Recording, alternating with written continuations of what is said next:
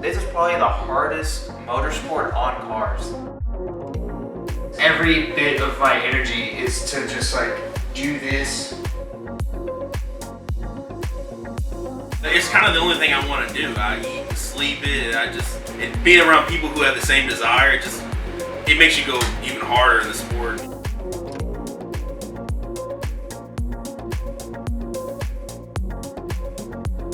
This sport started because the guys who want to do professional driving couldn't afford to do professional driving.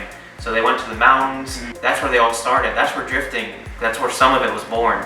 And like refined and all that stuff in the mountains of Japan. Probably early to mid 90s it came over. Guys traveled Japan, really noticed what was going on, and started bringing cars over back before all the regulations came in. And really it about, say 95 to 98, it just skyrocketed. The sport blew up. Since drifting wasn't started here, we have a lot of drag racing and NASCAR, so those are the only tracks you have. You either have a straight line or you have a circle. But since drifting is growing, a lot of these tracks are seeing like, hey, I can make a lot of money off of letting these kids slide their cars around. So people are building tracks, which I think is very cool. The way we see is that Japanese drifting and US drifting, it keeps bouncing back and forth. They share each other constantly. Like, we got a lot of things from them. The way their driving style, and then they got a lot of like high horsepower from us. You know, it's kind of bounced back and forth. Even D1GP, their guys are making 1,000 horsepower now. I mean, drifting is definitely evolving because it's a very new sport.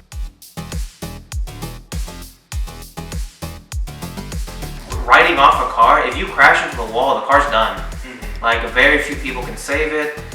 If you do hit, you have to hit it a certain way to where it doesn't eat you up. When I first got into it, these cars were disposable. Yeah, like it was just, they were a dime a dozen. You could find them anywhere for so cheap. You could just go drag it out of some old lady's front yard.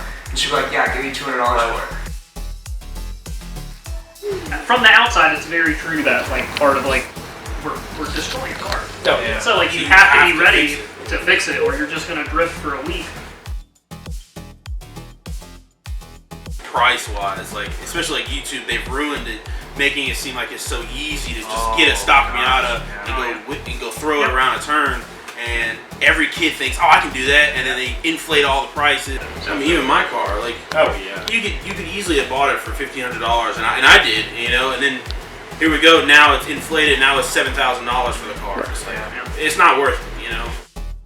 I think social media itself is about looking cool. So now a lot of people that drift literally just do it to look cool. Like, that's it. They want followers, they want, and like, yeah, they may be having fun, but I don't know, Just for the clout. Yeah. They do it because they want to seem cool. Yeah, I just want to be a good driver. Yeah, Yeah, as social media got bigger and bigger, I feel like the real spirit of drifting has swapped a bit. It's only for like sponsors and Instagram fame and all this other stuff, but like at the lower level, like our group and even the older generation, they're just because like they really loved it. Yeah.